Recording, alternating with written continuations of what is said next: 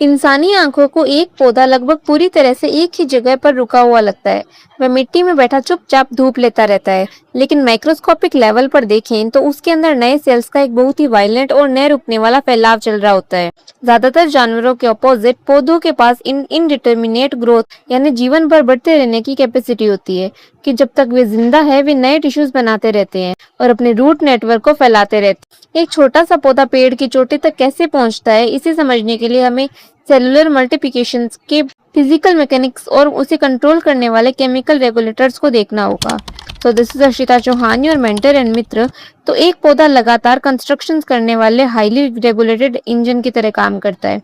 Biologically plant growth का मतलब है उसके साइज में एक परमानेंट और इरिवर्सिबल बढ़ोतरी। एक बार जब कोई पत्ता बड़ा हो जाता है या तना मोटा हो जाता है तो वह स्ट्रक्चरल बदलाव फाइनल होता है। यह डायग्राम ग्रोथ रीजन्स यानी मेरिस्टेम्स को दिखाता है। टिप्स पर मौजूद एपिकल मेरिस्टेम्स लंबाई बढ़ाते हैं जबकि लेटरल मेरिस्टेम्स मोटाई जोड़ते हैं। हम इसे नापने के लिए आर्क ऑक्सेनोमीटर का यूज करते हैं। पौधे का ऊपर की तरफ मूवमेंट एक स्केल पर इंडिकेटर को खींचता है जिससे हमें उसकी प्रोग्रेस दिखाई देती है। इन सेल्स की बनने की स्पीड बहुत ज्यादा होती है। मक्के की जड़ का एक सिंगल टिप हर घंटे 17,500 से ज्यादा नए सेल बना सकता है और तरबूज का एक सिंगल सेल अपने ओरिजिनल साइज से 3,50,000 गुना तक फैल सकता है। यह इलस्ट्रेशन एक सेल को उसके 3 अलग अलग फेज में ट्रैक करता है।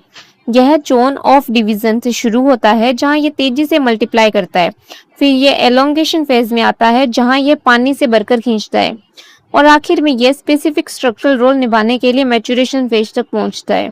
यह लोकलाइज्ड मैकेनिकल एक्सपेंशन एक सख्त बायोलॉजिकल असेंबली लाइन को फॉलो करता है। जब इन बायोलॉजिकल फेजेस को समय के साथ एक ग्राफ पर प्लॉट किया जाता है तो वे स्पेसिफिक मैथमेटिकल पैटर्न्स को फॉलो करते हैं। इस मॉडल में एक सेल के टूटने के बाद केवल एक डॉटर सेल ही डिवाइड होना जारी रखती है जबकि दूसरी मैच्योर हो जाती है। इसका रिजल्ट एक कांस्टेंट और लीनियर ग्रोथ के रूप में दिखता है। लेकिन ज्यादातर लिविंग सिस्टम्स जियोमेट्रिक ग्रोथ को फॉलो करते हैं जिसे इस सिग्मोइड कर्व से दिखाया गया है। इसमें सभी नए सेल्स डिवाइड होते हैं जिससे मास बहुत तेजी से बढ़ता है। यह एक धीमे लैग फेज से शुरू होता है, फिर एक तेज लॉग फेज में बदलता है और आखिर में एक स्टेशनरी फेज में आकर स्टेबल हो जाता है। इन मैथमेटिकल रूल्स के बावजूद पौधों में फिजिकल फ्लेक्सिबिलिटी बनी रहती है।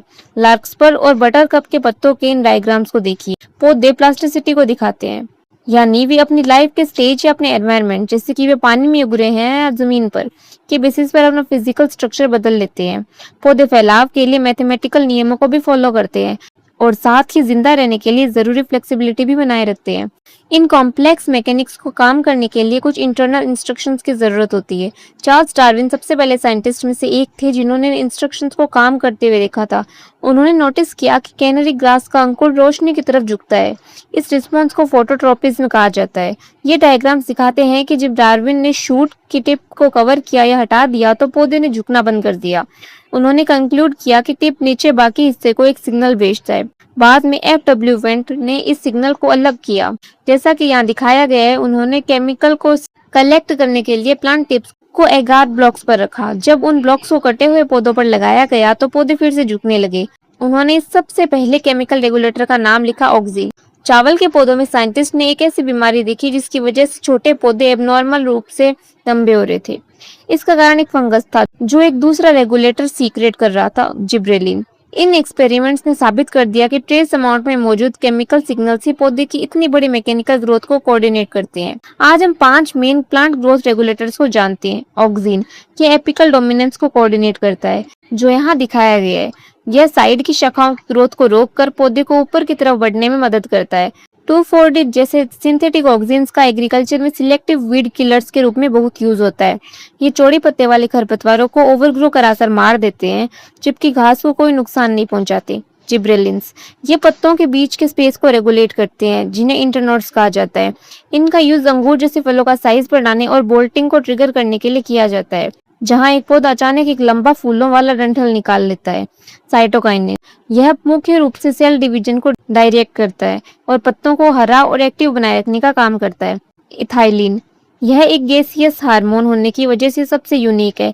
यह फलों के पकने और पुराने पत्तियों के झड़ने को रेगुलेट करता है। Abscisic acid ABA। यह एक स्ट्रेस हार्मोन की तरह काम करता है।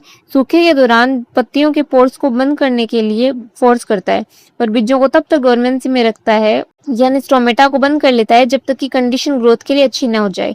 ये पांचों केमिकल्स मिलकर एक इंटरनल कंट्रोल सिस्टम बनाते हैं जो पौधे की ग्रोथ, मैच्योरेशन और सर्वाइवल को मैनेज करता है। चलिए अब एक 60 सेकेंड एग्जाम स्प्रिंट के साथ टेस्ट करते हैं कि आपने क्या सीखा। प्लांट ग्रोथ के रेट को नापने के लिए किस टूल का यूज किया जाता है? ऑक्सेनोमीटर। जियोमेट्रिक ग्रोथ कर्व का शेप कैसा होता है? एक सिग्मोइड कर्व जैसा। एपिकल डोमिनेंस और फोटोट्रोपिज्म के लिए कौन सा हार्मोन जिम्मेदार है? ऑक्सीन। कौन से केमिकल्स बोल्टिंग, फलों के पकने और सूखे के रिस्पॉन्स को ट्रिगर करते हैं? जिब्रेलिन, इथाइलिन और एब्सिसिक एसिड। अपने बॉटनी के स्कोर्स को लगातार इंप्रूव करने के लिए सब्सक्राइब जरूर कर लेना। स्टडी नोट्स के लिए टेलीग्राम चैनल को जरूर फॉलो कर लेना और ये वीडियो कैसा लगा कमेंट में जरूर बताना। Thank you so much, bye.